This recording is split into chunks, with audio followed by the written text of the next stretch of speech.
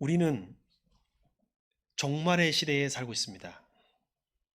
종말은 멀리 있는 것이 아니라 가까이 있습니다. 먼저 우리는 에너지가 자꾸 바뀌고 새로운 에너지로 대체되는 시대에 살고 있습니다.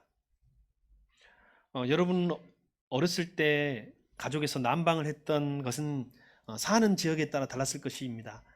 아마 장작을 떼거나 군부를 뗐던 분도 계시겠고 연탄을 사용했던 분도 계시는데, 저는 이제 연탄을 썼거든요. 저희 집은 연탄을 썼는데 연탄에 대한 추억이 있습니다. 그 연탄불에 그 구워 먹었던 뭐 고구마나 아니면 뭐 떡국 이런 거, 그리고 또 연탄 갈기 위해서 서로 발을 밀으면서 연탄 갈아라 하고 아버지가 또 어머니가 나가시면 그걸 서로 갈으라고 미루면서 했던 그런 추억들이 있습니다. 나중에 연탄이 다 타고 나면 하얀 재가 나오죠. 연탄 버리는 날이 따로 있었던 기억이 있습니다. 연탄 버리는 날이 따로 있었어요. 그래서 요즘에 재활용 쓰레기 버리듯이 연탄을 내어놓는 날이 따로 있었고, 또 그냥 연탄재에 화풀이했던 기억 납니다. 가다가 발로 차기가 좋거든요. 연탄 발로 차면 그랬던 추억도 있고. 근데 연탄이 다 사라졌어요. 연탄은 이제 가정에서 난방으로 쓰진 않습니다. 이제 석유로 넘어왔었죠. 이제 석유의 시대가 또 종식되고 있습니다. 이제 그 언젠가부터는 에너지로서의 석유는 사용하지 않을 것이라고 생각됩니다. 시대가 이렇게 빠르네요. 아마 2030년 기준으로 거의 대부분 전 세계적으로 이제 기름으로 가는 자동차는 만들지 않을 것 같습니다. 그 전에 지금 이미 대체되고 있고 유럽은 더 빨리 대체되고 있습니다. 그러면 이제 내연기관, 기름으로 가는 차는 없고 이제 아마 전기나 뭐 수소나, 결국은 전기죠. 전기로 가는 차들이 아마 대세가 되리라고 생각합니다. 우리는 요즘 코로나 이후라는 말을 쓰고 있습니다. 포스트 코로나라는 말을 쓰고 있는데, 아마 그 코로나 이후에 새로운 세상이 올 것처럼 또 오고 있고 또 그만큼 가까이 왔습니다. 내가 지금 기름차를 타고 있다 싶으면 한 몇 년 내에 차가 바뀔 수 있다, 이렇게 생각하는 것도 아마 틀림이 없는 말이라고 생각이 되어집니다. 우리는 오늘 종말의 시대에 살고 있습니다. 이 종말이란 말은 하나님이 지으신 세계가 끝난다는 의미만 갖고 있는 건 아니에요. 종말은 두 가지가 있는데, 하나는 수평적인 종말이 있고 하나는 수직적인 종말이 있어요. 수평적인 종말이라는 것은 창조되었던 역사가 그 언젠가 시간이 멈추고 세상이 종말이 온다는, 세계가 없어진다는 그런 뜻의 수평적인 의미의 종말이 있는 반면에, 수직적인 종말은 그때그때 늘 있는 거예요. 우리의 삶 속에서 종말이 계속 있어 왔던 것처럼 누군가에게는 오늘 종말이, 그리고 그 종말이 나에게도 오늘 될 수도 있다는 것이 바로 수직적인 종말입니다. 성경에는 수직과 수평의 종말이 다 같이 나오지만 사실은 수직의 종말이 많이 소외되고 잊혀져 왔습니다. 여러분, 오늘 우리에게 필요한 것은 수직적 종말이에요. 오늘 우리는 종말의 시대에 살고 있습니다. 성경에는, 복음서에는 종말의 징조들이 있습니다. 그 징조들을 보면 우리가 종말의 시대에 살고 있다는 것이 분명해집니다. 전쟁. 요즘은 웬만하면 다 전쟁이란 말을 쓰지요. 예전에는 무력으로만 하는 것이 전쟁이라 했는데 요즘에는 경제 전쟁도 전쟁이고, 그다음에 정보전, 첩보전도 요즘엔 전쟁에 속합니다. 그만큼 치열합니다. 각 나라에서 피해 혁명이 일어나고 민족과 국가 사이에 분쟁이 일어나는 것입니다. 많은 사람들이 염려 속에 보고 있어요. 왜냐하면 우리 시대에 지금 세계의 강대국들을 이끌어가고 있는 지도자들이 소위 말하는, 요즘에 조금 약간 도라이 같은 분들이 많은 세계 지도자가 되어 있지 않을까 싶습니다. 이미 대통령 선거는 미국은 끝났지만, 미국의 대통령, 현직 대통령이지만 트럼프, 그리고 중국의 시진핑. 중국의 시진핑은 황제 의식이 있는 것 같아요. 본인이 황제라고 생각하고 본인 나라가 황제 국가라고 생각하는 것 같고, 세상의 모든 바다도 모든 땅도 모든 문화도 한글도 한복도 자기 것이라고 합니다. 그 나라에 그런 의식이 포함되어 있는 것 같아요. 러시아의 푸틴, 뭐 이루 말할 수 없는 세계적인 지도자들,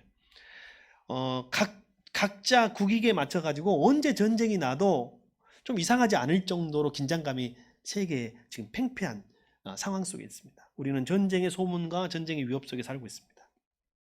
그리고 자연재해와 지진 같은 자연재해는 종말의 중요한 현상 중에 하나라고 하고 있어요.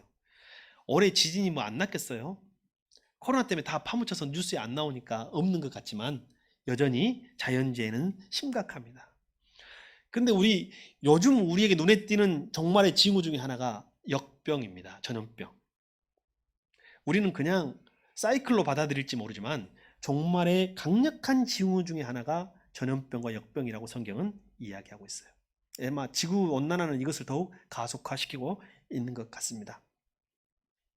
그러면 종말을 맞이하는 이유들, 그리고 종말을 대하는 이 태도가 우리에게 중요한데, 왜냐하면 이 태도는 코로나 시대를 살고 있는 우리에게 중요한 삶의 모델과 그리고 신앙적인 자세를 주고 있기 때문입니다. 자, 성경을 한번 보겠습니다. 누가복음 21장 28절. 종말을 살아가는 우리의 자세입니다. 시작. 이런 일들이 일어나기 시작하거든 일어서서 너희의 머리를 들어라. 너희의 구원이 가까워지고 있기 때문이다. 어제 제가 우리 성도님들께 문자로 목회서신을 보내면서 말했습니다. 이미 코로나는 우리가 1년 이상 겪어왔기 때문에 이런 상황 속에서 당황하기보다는 어떻게 해야 할 것인가 라는 것이 바로 저와 여러분의 자세라는 생각이 들어졌습니다. 자, 이 상황 속에서 오늘 현장에서 그리고 방송으로 드리고 있는 여러분에게 오늘 주님 말씀하십니다. 이런 일들은 시작이다. 그러니 여기서 단순하게 일어나고 있는 이 사건과 사고만 바라보지 말고 우리가 머리를 들고 구원의 때가 가까웠음을 기억해야 할 것이다 라는 것이 오늘 이 시대, 역병의 시대를 살아가고 있는 우리 그리스도인들에게 요청하는 성경의 말씀이다 라는 것입니다. 아까 말씀드린 대로 수평적인 종말론은 어떤 생각을 갖고 있냐면요, 우리 마음속에 이런 생각이 있으면 내가 수평적 종말론이 더 강하다고 진단해 볼 수가 있습니다. 나는 아직 조금 젊으니까 조금 더 마음 놓고 마음대로 살다가 내가 하고 싶은 일 하다가 나중에 좀 시간이 지나면 나이를 좀 먹으면 그때 회개하고 천국 가면 된다 라고 하는 생각이 내 마음속에 좀 많이 있으면 나의 종말론은 수평적인 종말론에 가깝다. 그런데 나는 매일 하루하루 산다. 나는 오늘이 새로운 날이다. 그리고 내일도 새로운 날이 될 것이다. 그리고 나는 하루를 최선을 다하여 행복하게 충성스럽게 살 것이다 라는 생각이 강하신 분은 수직적 종말론이 더 강하다 이렇게 생각해 보시면 되겠습니다. 그러나 성경은요, 우리 성도에게 더욱 급하게 필요한 것은 수직적 종말론이에요. 이것을 성경 개인적 종말론이라고도 말하고 있습니다. 내가 지금은 아니고 내가 조금 마음대로 살다가 나중에 열심히, 조금 지나면 그때 가서 열심히라고 생각하는 것은 오늘 어떤 우리에게 적용해 볼 수 있냐면, 코로나가 끝나고 나면 그때 가서 뭘 해보겠다, 그때 더 잘 믿어보겠다, 그때 잘 사랑하겠다, 더 많이 사랑하겠다, 그때 더 열심히 하겠다 라고 한다는 것은 나에게 지금 수평적 종말로만 있는 거예요. 그러나 그렇지 않아요. 우리의 인생은 수평적 종말로는 예측 가능하지만 우리에게 모두 그런 일이 일어나진 않아요. 저는 이제 목회하면서 많은 사람들의 죽음에 직감적으로 대면할 때가 있습니다. 근데 생각보다 자손들을 다 불러놓고 한 2, 3일 아프다가 유언하고 평안히 가는 사람이 극히 드물다는 것입니다. 언젠지 모르게 갑자기 떠나는 경우가 대부분의 인생들의 죽음이에요. 그렇게 봤을 때 나에게 있어서 수직적인 종말론, 개인적인 종말론, 그리고 종말에 대한 태도는 무엇보다 중요하며, 여러분, 코로나는, 이 역병은 우리에게 있어서 주님이 말씀하시는 이 종말의 시대에 가장 필요한 신앙, 그리고 나에게 지금 필요한, 이 시대에 필요한 신앙은 무엇인가를 알려주고 있는 말씀이라고 여겨집니다. 오늘 먼저 우리는 부르심에 합당한 사람, 다시 말하면 오늘 수직적인 종말론으로 살아가는 성도가 내 상황과 이 시대 가운데 어떻게 살아가야 하는가를 성경을 통해서 살펴보겠습니다. 우리가 오늘 읽은 본문이 데살로니가 후서였습니다. 이미 여러 차례 설명을 했습니다만 데살로니가 교회는 바울이 가장 선교 초기에 개척한 교회 중에 하나입니다. 그리고 데살로니가 서는 바울이 가장 먼저 기록한 서신 가운데 하나입니다. 그리고 데살로니가 지역에는 아주 강력하고 사나운 유대인들이 살고 있어서 그들은 아주 유대 근본주의자들이에요. 그들은 살인도 테러도 할 수 있는 그런 사람들이에요. 그래서 유대인들, 다시 유대인으로서 그리스도인이었던 교회를 핍박했으며, 또한 그는 무엇을 했냐면 많은 사람들 앞에서 사도 바울을 죽이려고, 납치해서 죽이려고 시도했어요. 그것이 문제가 되어서 사도 바울은 그곳에서 한 3개월을 넘기지 못한 채 떠나게 되고, 그들에게 젖을 먹이고 말씀을 먹이기 위해서 편지를 자주 썼습니다. 그 중에 남아있는 편지가 바로 데살로니가 전서와 후서가 되겠습니다. 그런데 데살로니가는 그 열정 있는 교회였어요. 믿음의 열정이 있는 교회였어요. 그러나 연륜이 짧았어요. 이게 약점이라면 약점이죠. 여러분, 처음 믿은 사람들은 열정이 뛰어나지만 가끔 보면 아직은 잘 모르는 경우가 있거든요. 이 데살로니가 교회의 성도들이 열정은 뛰어났으나 아직 말씀에 대해 잘 몰라서 쉽게 현혹되는 경향이 있었습니다. 근데 성경을 보면 이들 가운데 거짓 교사들이 숨어 들어가지고 이들을 현혹하는데, 요즘 우리 사회도 가짜 뉴스 있어요, 없어요? 가짜 뉴스가 뭐예요? 여러분은 정보를 어디서 얻어요? 뉴스 안 보고 유튜브만 보신 분들은 조심해야 합니다. 물론 유튜브를 통해 전문 지식도 얻어야 되지만, 여러분 뉴스를 안 보고 세상을 안 믿고 오직 어떤 특정한 루트로만 정보를 얻으면 절대 안 돼요. 가짜 뉴스가 오늘날도 판치고 있습니다. 우리나라 어떤 정치인 한 사람이 전 국회의원이죠. 우리나라 전에 있었던 그 이번 총선이 불법이고 잘못됐다 해가지고 계속 시위해도 안 되니까 미국 백악관 앞에 가서 한국 선거 불법이었다고 시위한 그 사건 아시죠? 예, 국제적으로 창피한 사건이에요. 근데 그분이 아마 트럼프 대통령의 지지자였나 봐요. 자신의 페이스북에 미국 대통령도 불법이다. 그리고 이번에 그렇게 이제 페이스북에 올렸는데, 페이스북이라는 그 회사에서 가짜 뉴스를 가리는 위원회가 있답니다. 그 위원회에서 그 페이스북에 실린 그 기사를 또 인용을 가짜라고 판별해 가지고 뭐라고 하냐면 블라인드 처리를 했어요. 가짜 뉴스를 실었다. 우리나라도 아니 국회의원까지 하신 분이 그렇게 생각할까? 아니면 진짜 그렇게 믿는 것인가? 확신범인가? 아니면 어떤 정치적인 의도를 가지고 한 것인가는 되게 궁금합니다. 데살로니가 교회에 가짜 뉴스가 있었습니다. 그것은 뭐냐면 복음을 왜곡시키는 거예요. 사도 바울의 편지를 왜곡시킵니다. 이게 사도 바울이 이렇게 말했다. 사도 바울이 이게 편지인데 사실 가짜 편지인데 자기들이 가짜 편지를 가지고 복음을 왜곡시키고 사도 바울의 메시지를 왜곡시키는 일들이 있었어요. 성경은 그들을 뭐라고 말하고 있냐면 불법자라고 말하고 있어요. 종말이 가까웠다고 말하고 있는데 그들은 거의 시한부 종말론자들이었습니다. 그래서 그들은 이 시한부 종말론자들, 이 불법 교사들, 거짓 교사들, 성경은 하나님의 성전에 앉아서 자신이 하나님이라고 주장하는 이들이라고 말하고 있어요. 다시 말하면 가짜 뉴스를 선포하면서 이것이 하나님의 말씀이다라고 했다는 것은 자기가 하나님 노릇하고 있는 거잖아요. 오늘날 한국 교회도 강단에서 교회에서 가짜 뉴스가 많이 퍼지고 있습니다. 그것이 정치적이든 종교적이든 할 것 없이 하나님의 말씀을 왜곡시키는 것들이 바로 그런 모습입니다.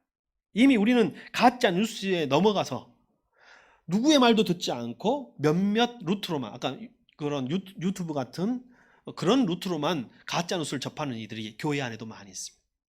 제가 아는 지인 중에 한 명 있습니다. 우리 지역에 살진 않지만 그 교회가 전부 다 그런 분들만 다니는 것 같아요, 보니까.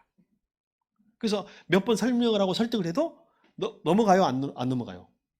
맨날 가짜 뉴스만 듣고 앉아 있는 것을 볼 때 가슴이 아팠습니다. 그리고 성경에는 그들을 온갖 능력과 표징과 거짓 이적을 행하면서 사람들을 미혹하는 종교 사기꾼이라고 말하고 있습니다. 종교 사기꾼도 있어요, 없어요? 있습니다. 가짜 뉴스로 하나님의 백성들을 현혹하는 이들은 종교 사기꾼이에요. 오늘 대한민국에도 여러 분야에서 가짜 뉴스가, 복음과 상관없는 것들, 제가 말했지만 유사교회, 유사 목사라고 했던 과거에 우리 전광훈 씨가 다니는 그 교회 앞에 식당, 슈퍼에 있는 분들이 뭐라고 했다고요? 교회 이야기, 성경 이야기, 예수님 이야기는 한 번도 들어본 적이 없다는 거예요. 그들이 와서 하는 말 중에. 다 와서 정치 이야기만 하더라는 거예요. 물론 정치에 그리스도인이 관심이 있어야 하지만 복음 없고 성경 없는 정치가 어찌 진정한 진실이라고 할 수가 있겠습니까? 여러분, 세상의 종말이 왔다고 사람들을 현혹하고 사기를 치는 사람들은 그때도 있었고 지금도 있습니다. 가짜 뉴스로 성도들을 현혹하는 것은, 가짜 진리로 성도들을 현혹하는 것은 그때도 있었고 지금도 있습니다. 그리고 여러분, 가끔은 저와 여러분도 이 코로나 시대에 그런 뉴스에 현혹되고 있다고 할 수가 있습니다. 자, 가짜 뉴스를 만들고 그것에 현혹되는 사람들의 특징은, 성경은 무질서. 감정적이에요. 그때그때. 질서가 없어요. 무절제. 절제할 필요가 없죠. 여러분, 내일 종말이 온다면 여러분 오늘 먹고 싶은 거 다 먹을래요? 다이어트 할래요? 다 먹어야지. 무절제. 여러분, 내일 종말이 온다면 내가 갖고 있는 돈 다 쓰겠어요? 아니면 꽁꽁 숨겨놓고 아낄래요? 다 써야죠. 그렇죠. 그래서 무질서와 무절제가 여러분 이런 시한부 종말론, 잘못된 종말론의 특징 중에 하나라는 것입니다. 또 하나는 아까 거짓 교사들, 종교 사기꾼들의 특징이죠. 일을 하지 않고 일을 만들기만 하는 사람들. 일을 하지 않고 일을 만드는 사람들. 여러분, 이런 사람들 잘 알지 않아요? 일한 사람이 일을 만들어요? 일 안 한 사람이 일을 만들어요? 보통 보면 일 안 한 사람이 일을 만들어. 저도 올해 들은 명언 중에 하나가 백수가 과로사 한단 말이에요. 그 공감되는 말입니다. 물론 제가 말하는 것은 그 정말 노력하고 하는 그런 것들을 비하한다는 말이 결코 아닙니다. 사람이 일을 하지 않고 일을 만드는 사람들이 데살로니가 교회에 존재했습니다. 그들은 복음을 증거하지도 않고 그리고 사랑을 실천하지도 않고 하나님의 말씀대로 살진 않지만 종말이라는 이슈를 크게 이슈화하면서 다른 사람들의 수고와 노력을 착취하는 사람들이에요. 그리고 일이 아닌 것을 일로 만드는 사람들이에요. 교회에 그런 사람들이 있을 수밖에 없어요. 그러나 우리 교회는 아닌 줄 믿습니다. 어디나 그런 사람들이 있을 수밖에 없어요. 어느 시대나. 우리 시대에는 없어지기를 소망합니다. 직분에 따라서 마땅히 해야 할 일을 해야 하지만 사실은 누가 말이 많냐면 못하는 사람이 말이 많은 거예요. 안 하는 사람이 많이 많은 경우가 많습니다. 그것을 여러분 뭐라고 해요? 노이즈 마케팅이라 하나 봐요. 막 시끄럽게. 여러분, 정치인 중에 묵묵히 자기 일을 하는 사람도 있지만 막 이슈만 만들어가는 거의 연예인 같은 사람들이 있죠. 그래서 그랬나 봐요. 노이즈 마케팅이나 가짜 뉴스는 퍼뜨리는 사람은 주로 정치적인 목적을 갖고 하는 거예요. 그래서 가짜 정치인들이 하는 경우가 많고, 정치인은 아니더라도 정치적인 목적을 갖고 하는 경우가 많은 것 같습니다. 우리에게는 톰 소여의 모험으로 알려진, 여러분 잘 아시는 사회학자이기도 했던 마크 트웨인, 이분이 했던 유명한 말 중에 자주 갈아줘야 할 것이 두 가지가 있는데 기저귀와 정치인이다 라는 말이 있어요. 맞는 말 같습니다. 여러분, 열심히 할 수 있는 사람에게는 기회를 항상 줘야 합니다. 그러나 여러분, 변질된 사람에게는 기회를 빼앗는 것이 민주주의입니다. 여러분, 어느 당만 찍으라고 결코 말하지 않겠습니다. 누구든지 할 수 있는 사람에게 정치를 주는, 우리가 그 가짜 뉴스가 사라지는 대한민국을 기대해 봅니다. 복음도 마찬가지고 교회도 마찬가지입니다. 사도 바울은 오늘 데살로니가서를 통해서 부르심에 합당한 사람은 어떻게 살아야 되는가를 말하고 있는데, 첫 번째, 가짜 뉴스가 아닌, 가짜 복음이 아닌 진리를 믿어 구원에 이르는 사람이어야 한다라는 거예요. 여러분, 사람들의 말에 현혹되지 마십시오. 진리와 진실과 복음에 붙들려 구원 얻는 사람들이 되시기를 바랍니다. 두 번째, 여러분 이상하죠? 성실하게 노동해야 한다, 노동하고 생활해야 한다는 것이 복음에 합당한 부르심받은 사람의 삶의 자세입니다. 아까 그랬죠? 무절제가 나온다겠죠? 종말의 특징 중에, 잘못된 종말론의 특징 중에 무절제가 나와요. 그래서 성경 뭐라고 하냐면 노동하라는 거예요. 당시에 곧 종말이 오기 때문에 노동하지 않고 그냥 교회에서 기생하는, 요즘에 우리나라에도 화재 작중이 있었죠? 기생하는 이들이 있었는데 그들이 충분히 노동할 수 있는 건강이 있음에도 불구하고 곧 종말 오는데 내가 노력을 해서 뭐해? 그리고 교회에서 밥만 먹는 거예요. 예를 들면. 근데 또 제대로 된 사람들은 또 가서 또 일하고 그럴 거 아니에요. 그래서 성경에는 그것을 사도 바울은 경멸했어요. 일하지 않고 먹기만 하는 무의도시라고 했어요. 아주 종말론 중에 제일 잘못된 것 중에 하나입니다. 그것을 경멸했습니다. 여러분이 혹시 여러분의 꿈이 100억의 재산이 있다면 그걸로 그냥 이자로 사는 것이 여러분의 꿈이라면 버리시기 바랍니다. 여러분의 꿈이 혹시 건물주가 돼가지고 세만 받아보면서 일하지 않겠다. 물론 그것도 건물 관리도 일이네요. 제가 좀 설명을 잘못했습니다. 제가 말하고 싶은 것은 건강한 동안에는 일을 해야 합니다. 근데 만약에 내가 돈을 벌지 않고 근로소득이 아니라도 봉사활동이라도 해야 돼요. 결국은 뭐냐면 땀을 흘려야 한다는 거예요. 누구를 위해서라도 자녀들을 위해서든 하나님의 교회를 위해서든 복음을 위해서든 여러분 우리의 생명이 다할 때까지 땀을 흘립시다. 그것이 올바른 종말론입니다. 네, 종말론이에요. 그리고 마지막 선한 일을 하다가 낙심하지 않는 사람이 되어야 한다는 것입니다. 왜냐하면 여러분 이 종말의 때는 이상한 일들이 많이 일어나거든요. 악인들이 득세하거든요. 그러면 내가 착한 일을 할 필요가 있겠나? 내가 선하게 살아야 할 이유가 있는가? 내가 굳이 믿음으로 손해보면서까지 믿음을 지킬 필요가 있는가? 이런 생각들이 우리 안에 들어올 때가 있어요. 근데 여러분 복음의 부르심에 합당한 사람은 선을 행하다 결코 낙심하지 말아라. 주님이 보상할 날이 곧 옵니다. 그래서 머리를 들어서 믿음을 가져라는 것입니다.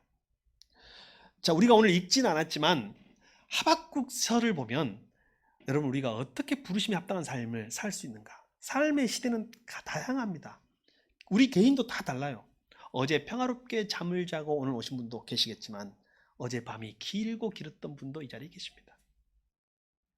하박국 시대는 어떤 시대냐면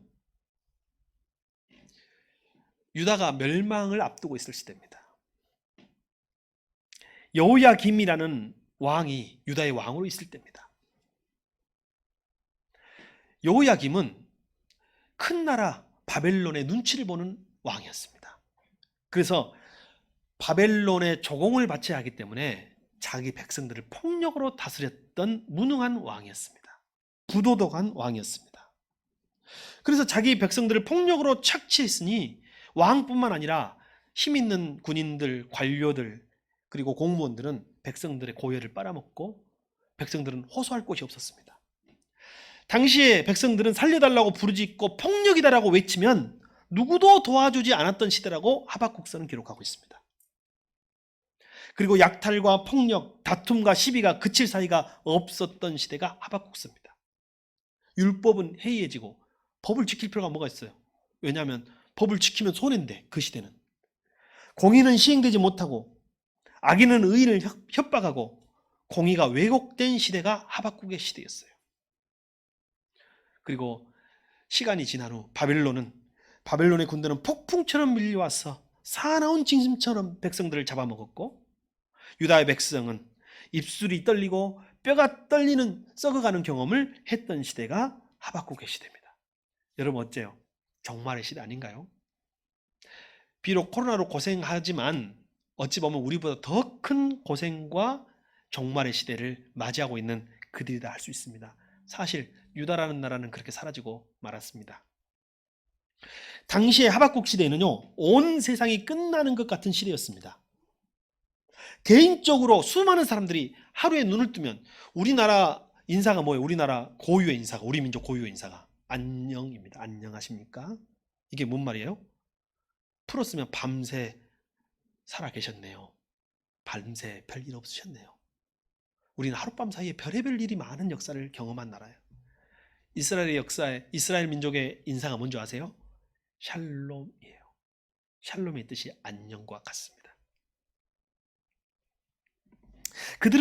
그들은 개인적으로 수없는 죽음들을 가족 안에서 맞이해야 하고, 그리고 그 죽음이 나의 것이 될 수도 있는 시대를 살았던 사람들이에요. 국가적으로 멸망을 몇 번 거듭해서 경험했던 이들이에요. 그러면서도 민족의 자존을 지키며 정체성을 유지해 와서 지금까지 왔던 이들이죠. 어떤 사람들은 여전히 거만하고 탐욕을 채우느라고 쉴 날이 없던 시대가 하박국의 시대였습니다. 여러분, 그러나 종말은 어떤 것이냐면 하박국 시대의 백성들에게 종말의 의미는 그런 사람들에게는 심판이에요. 엘리야김 같은 왕과 고위 관료들, 그리고 의인을 핍박했던 악인들에게는 핍박, 심판이에요. 오히려 그때를 이용해서 자기의 부를 축적하고 권력을 누렸던 이들에게는 하나님의 종말은 큰 심판이 됩니다. 그러나 그 시대 하박국의 메시지, 부르심이 합당한 사람은 어떤 태도를 살아야 하냐면 믿음으로 살아야 한다는 것입니다. 오직 의인은 믿음으로 말미암아 사느니라. 이게 하박국서의 메시지입니다. 그 시대라 해도, 의인이 핍박받는 시대라 해도 오직 우리가 가질 수평적 종말론을 갖는 이들에게는, 오늘 나에게도 종말이 임하고 심판이 임한다고 믿는 이들에게는 오직 의인은 믿음으로 말미암아 살리라. 여러분, 우리도 믿음으로 말미암아 삽시다. 그런 분들에게는, 믿음으로 말미암아 산다고 해서 믿음을 붙들었던 이들에게는 여러분, 종말이 새로운 시작이에요. 새로운 축복이에요. 저와 여러분, 새 시대를 열어가는 저와 여러분에게는 새로운 시대가 여러분 멸망과 심판이 아니라 축복인 줄 믿습니다. 하나님의 부르심에 합당한 사람은 세상의 끝을 심판이 아니라 은혜의 때로 믿는 사람들입니다. 그래서 부르심에 합당한 사람은 어떤 마음을 가져야 하면 새 시대를 두려워하지 마시고 은혜의 때로 믿어야 돼요. 여러분, 코로나 때문에 잃은 것도 많지만 우리가 얻은 것이 너무 많습니다. 분명하게 말씀드렸습니다. 참 믿음과 거짓 믿음, 참 교회와 거짓 교회, 가짜 뉴스와 진짜 뉴스, 가짜 복음과 진짜 복음을 가릴 수 있는 하나님이 우리에게 주신 기회입니다. 이 기회를 바로 붙들 수 있는 저와 여러분, 그리고 오늘 하박국의 메시지처럼 우리 마음속에 강력한 복음의 증거를 붙들고 이 종말의 시대, 이 코로나라는 종말의 증거가 저와 여러분에게서는 믿음으로 다시 일어날 수 있는 계기가 될 줄 믿습니다. 자, 하나의 예를, 부르심이 합당한 사람 하나의 예를 더 들어보겠습니다. 성경에는 키가 작은 사람이라고 기록되어 있습니다. 그는 여리고성을 중심으로 한 세리의 장이었습니다. 이름은 삭개오. 당시 여리고는요, 아라비아 반도를 통해서 무역물이 들어오는 곳이에요. 관세를 매기는 곳입니다. 그 관세 수입을 로마에 바치는 굉장히 부유한 세관이에요. 그 세관의 장이 삭개오였습니다. 여러분, 그는 아마 부와 권력이 있었겠지만 유다 백성들에게는 원망과 경멸의 대상이었습니다. 그의 본명 삭개오는요, 사실 히브리어 자카이라는 뜻에서 비롯된 것입니다. 그걸 헬라식으로 기록한 거예요. 자카이는 어떤 뜻이냐면 순수한 사람, 의로운 사람이라는 뜻이에요. 그의 이름을 누가 지어줬을까요? 그의 부모님이겠죠. 삭개오의 부모님은 그가 순수하고 의로운 사람이 되기를 바라며 삭개오라는 자카이라는 이름을 지어줬습니다. 그러나 이름과 정반대의 삶을 살았던 그 사람. 근데 여러분 살면서도 나 이러면 안 되는데, 나 이렇게 살면 안 되는데 이런 생각 든 적이 있어요, 없어요? 나 빨리 새로운 삶을 살아야 되는데. 삭개오는 세관이었고 세리장이었고 그리고 많은 부를 얻고 있었지만 그 마음속에 부모님이 지어주신 신앙의 이름으로 나 이렇게 살면 안 되는데, 나 언제까지 이렇게 죄 속에 살아야 할까? 다시 새로운 삶을 살고 싶다. 이 죄된 삶의 종식을 선언하고 싶다 했으나 여러분, 그 일도 쉬운 일이 아니죠. 이 세상에 살면서 그것이 쉬운 일이 아닌 것이죠. 그러나 그는 풍문으로 한 사람의 소문을 듣게 됩니다. 나사렛 예수 그리스도. 그의 별명은 세리의 친구, 세리와 장녀의 친구라는 별명을 가진 이들이에요. 이 삭개오도 의롭게 살고 싶었어. 아마 당시의 랍비들도 만나고 싶었고 당시의 의로운 종교인도 만나고 싶었으나 어떤 랍비도 죄인 세리와 상대해 준 사람이 없었어요.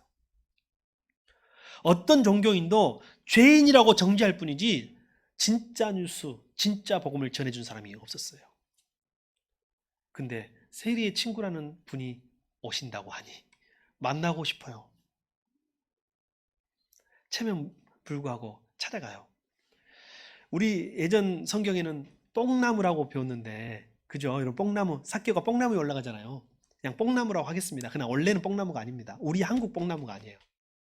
무화과나무의 종류인 돌무화과나무예요. 먹을 수 없는 무화과나무입니다. 돌무화과나무. 그러나 우리는 뽕나무가 익숙해요. 그죠? 뽕나무라 해도 이해하시고 돌무화과나무라 해도 이해하십시오. 삭개오는 뽕나무에 올라갔습니다. 왜 올라갔어요? 나는 그렇게 배웠습니다. 주일학교 때. 키가 작아서. 예수님 보고 싶은데 사람들이 너무 많으니까 뒤에서 볼 수가 없으니까 키가 작아서 뽕나무에 올라갔다. 맞을 것 같습니다. 그러나 또 하나는 어떤 마음일까요? 세리인 자기가 사람들 앞에, 예수님 앞에 나타나는 것이 부끄러운 거예요. 그 사람들의 시선이 머물지 않는, 나뭇잎이 많아서 자기를 가려줄 수 있는 자리에 찾아가지 않았을까요? 두 마음이 삭개오에게 같이 있어요. 예수님을 보고 싶은 마음, 나를 숨기고 싶은 마음, 부끄러운 마음이 다 같이 있었어요. 저는 이 삭개오의 모습 속에서 우리를 봅니다. 여러분 오늘 이 앞에 나오셨습니다. 그리고 오늘 또 여러 가지 화면 앞에 서 계신 여러분, 주님을 만나고 싶어서, 주님을 찾기 위해서 이 자리에 오신 거 아닙니까? 저와 여러분 그 마음이 있습니다. 그러나 한편으로는 나를 드러내고 싶지 않은 마음, 나를 숨기고 싶은 마음, 나의 수치를 가리고 싶은 마음이 여러분 저에게 있지 않습니까? 이 삭개오가 그랬어요. 특히 삭개오는 많은 거절을 받았던 사람이에요. 나는 세리이기 때문에 어떤 랍비도, 어떤 선생도, 어떤 스승도, 어떤 종교인도 나에게 진짜 뉴스를 전해주고 나를 죄인 취급하고 이방인 취급하고 지옥 자식이라고 했지, 하나님의 백성, 선민, 아브라함의 후손이라고 말해준 사람이 한 명도 없었어요. 그를 주님이 찾아오셔서 나무 밑에서 부르십니다. 삭개오야, 내려와라. 내가 오늘 너의 집에 머물겠다. 말씀하시는 거예요. 그때에 예수님이 그렇게 말씀하시니까 어떤 일이 났습니까? 삭개오는 기절초풍이에요. 첫 번째, 내가 여기 있는 걸 어떻게 알았을까? 나의 집에 머무시겠다고? 나의 집에 머무시겠다고? 야, 오늘 하나님 나의 기회를 주셨나 보다. 내가 그토록 청산하고 싶었던 나의 삶, 죄인의 삶, 세리의 삶, 이것을 정리하고 청산하고 이제 하나님의 백성으로 내가 다시 시작하는 새로운 날, 이 날을 시작하고 싶은 마음이 들었던 것이죠.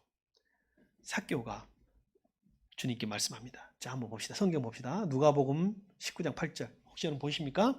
같이 한번 읽어주세요. 시작. 주님 보십시오. 내 소유의 절반을 가난한 사람들에게 주겠습니다.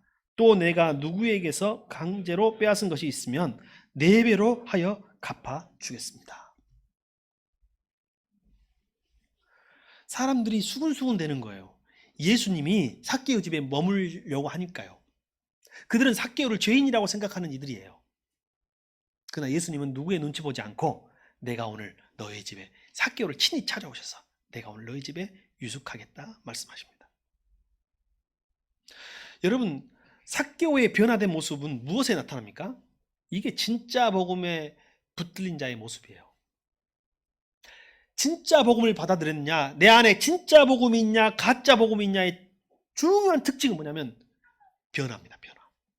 오늘 삭개오는 예수님을 영접하고 그리고 진짜 복음을 만난 다음에 죄인인 자기를, 세리인 자기를 찾아오셔서 아브라함의 자손이라고 선포해 주신 그분에게 삶의 변화를 보여줍니다. 뭔가요? 소유의 절반을. 여러분, 사실 제가 제 소유의, 제 은행 잔고의 절반을 나눠서 주는 것은 그렇게 어려운 일이 아닙니다. 아시죠? 왜 그런 줄 아시죠? 그러나 수십억, 수천억 대 부자가 자기의 재산 절반을 나눠주는 것은 쉬운 일이 아닙니다. 아마 삭개오는 어려운 결정을 했을 것입니다. 특별히 누구에게서 강제로 빼앗은 것이 있으면 4배를 갚겠다고 했어요. 이건 율법을 훨씬 뛰어넘고 당시의 랍비들의 주장을 가르치면 훨씬 뛰어넘는 것입니다. 성경의 구제의 기준과 보상의 기준은 5분의 1입니다. 근데 4배? 절반? 삭개오가 이만큼 큰 결정을 했던 것이죠. 여러분, 사실 누가복음 18장에는요. 이 세리 삭개오와 대비되는 인물이 하나 더 나옵니다. 성경을 크게 놓고 보면 예수님은 이 두 사람을 비교하고 싶었던 것 같습니다. 누가복음 18장에는 부자 청년, 부자 관원이 나옵니다. 그는 주님께 뭐라고 했냐면 주님을 찾아왔죠. 직접 찾아왔어요. 그러나 주님이 그에게 뭐랬냐면 그의 모든 재산을 버릴 수 있겠느냐. 그는 근심하며 돌아갔다고 했어요. 그러나 오늘 삭개오는 그렇지 않았죠. 이것이 바로 오늘 개인적으로 종말을 맞이한 부르심에 합당한 사람이 되었던 삭개오의 모습이에요. 그래서 여러분 누군가 그 말을 하더라고요. 회심 중에 가장 마지막 하는 회심이 뭐냐면 처음에 하는 회심이 입술의 회심이라면 제일 마지막에 하는 회심은 지갑의 회심이라는 말이 있어요. 삭개오를 통해서 배우는 부르심에 합당한 사람. 우리는 어떻게 살아야 할 것인가? 선행, 구제 맞습니다. 근데 명심하십시오. 선행과 구제가 믿음의 전제 조건이 아니에요. 그러니까 선행과 구제를 해야 믿음이 있다는 말이 결코 아닙니다. 성경 그것을 배격하고 있어요. 믿음의 결과로 선행과 구제가 따라오는 것이라고 말하고 있습니다. 저와 여러분의 삶 속에 선행과 구제가 동반하는 믿음이 되기를 바랍니다. 먹는 거 똑같아요. 부자나 가난한 사람이나. 그러나 선행과 구제가 동반이 되고 지금은 비록 부족해도 여러분의 삶의 목적 중에 그런 목적이 있다면 하나님이 여러분을 사용하실 것입니다. 예수님은 오늘 구원이 이 집에 이르렀다. 이 사람도 아브라함의 자손이다. 인자는 이런 것들을 찾아 구원하러 왔노라 라고 선언하십니다.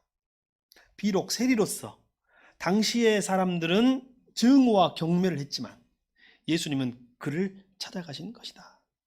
마지막으로는 예수님의 모습 속에서 부름에 합당한 사람들의 삶을 나누어 보고 싶습니다. 오늘 예수님은요, 특징이 뭐냐면 찾아온 사람을 만나 주시기도 하셨지만 죄인을 찾아가셨던 분이라는 거예요. 공동체 안에 들어오지 못했던 사람들, 유대인 안에 들어오지 못했던 사람들, 의인의 공동체 안에 들어오지 못했던 죄인들을 찾아가셔서 친히 만나셨는데 그 중에 하나가 오늘 삭개오였습니다. 여러분 역사상 교회는 부르심에 합당한 교회는 반드시 소외된 이들을 찾아가는 교회여야 합니다. 의인들끼리 이미 먼저 믿은 우리끼리 즐겁고 고상하게 믿는 것이 아니라 교회는 땀 냄새, 교회는 흙냄새, 시장의 언어가 오갈지라도 여러분 세상을 향하여 나아갈 수 있는 공동체가 되어야 합니다. 여러분 우리가 꿈을 꿔봅시다. 우리 교회가 여기 이 자리에 모인 우리만 위한 교회가 아니라 이제 새순교회가 차후에 더 나아가서 세상에 잃어버린 자들을 위한 공동체, 첫 번째 영혼 구원하는 공동체가 되기를 바랍니다. 영적으로 잃어버린 하나님의 백성들, 우리끼리 믿고 우리끼리 사는 것이 아니라 주님이 필요한 사람들, 그래서 복음을 전해야 될 사람들은 새순교회가 필요한 사람이 아니라 주님이 필요한 사람들. 조금 더 나아가 보겠습니다. 때로는 교회마저 잃어버리고 소외시켰던 사람들이 있습니다. 역사상 2000년 역사에 보면 교회가 버린 사람들이 있어요. 그들은 어떤 이들이었나요? 역사적으로 유대인들입니다. 여러분 히틀러가 유대인을 학살했는데 그것이 그냥 단순하게 하루 안에 일어나는 일이 아니고 2000년 서양의 역사 속에 유대인에 대한 차별은 존재했어요. 교회 안에. 물론 유대인하고 특별 대우할 필요는 없지만 여러분 우리 안에 그런 역사가 있었다는 것을 인정할 필요가 있습니다. 여러분 마녀 사냥, 중세 마녀 사냥, 교회가 버린 이들이에요. 조금 지역에 똑똑하고 훌륭한 리더십이 있는 여성은 교회가 위험하다고 해서 간주해서 마녀라고 해서 화형시켰던 수만 명, 수십만 명의 마녀 사냥이 중세시대에 있었습니다. 여러분 지금은 집시 하면 우리 낭만 있죠. 노래도 생각나네요. 집시 여인이라고 옛날에 있었는데 실제로 유럽에 가면 집시는 낭만의 대상이 아니라 범죄의 대상들입니다. 범죄인들이에요. 그렇게 인식돼 있어요. 그래서 집시를 학대하고 학살했던 시대가 있었습니다. 그리고 교회가 그것에 동조했던 시대도 있었습니다. 다시 오늘로 돌아와 봅시다. 심지어는 종교개혁자들이 교회가 내몬 사람들 아닙니까? 우리는 또 그들의 후예들 아닙니까? 앞으로 100년 후, 200년 후, 500년 후에 이 시대 가운데 교회가 내몬 사람들이 없기를 소망합니다. 저는 동성애를 결코 주장하지 않습니다. 그리고 그것이 성경적이지 않다고 화가 날 수 있습니다. 그러나 교회가 성소수자들을 차별해서는 안 됩니다. 인격적으로 말이죠. 난민들, 불법 체류자들, 외국인 노동자들 100년 후에 어찌 보면 이 땅에서 정말 필요한 이들이 될 수도 있습니다. 인구가 감소하고 있는 우리 시대에. 예수님이 삭개오를 찾아오셨듯이 오늘날 부르심이 합당한 삶을 살아야 할 성도들은 열린 마음으로 나아갈 수 있어야 합니다. 그래서 선교는 무엇인가? 잃어버린 사람들을 찾아 구원하러 오신 하나님의 아들 예수 그리스도와 함께 그들을 찾아가는 것이다. 여러분, 우리 교회가 선교하는 교회가 되기를 바랍니다. 여러분, 한 사람 한 사람이 선교하는 선교사가 될 수 있기를 바랍니다. 예수님과 함께 예수님이 잃어버린 이들을 찾아가는 여러분이, 우리가 될 수 있기를 소망합니다.